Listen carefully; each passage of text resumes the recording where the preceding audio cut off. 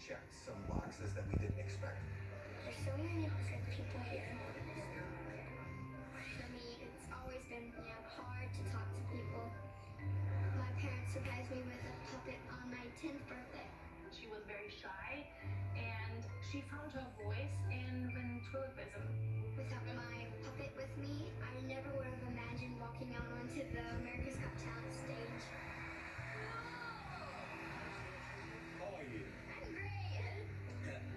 Why are you laughing? I don't know. I mean, 1 minute she's doing it in the garage or to a couple of friends who come over, and then she's doing it in front of millions of people. Darcy, who's that? My name's Petunia. My talks. Is it funny? Yes.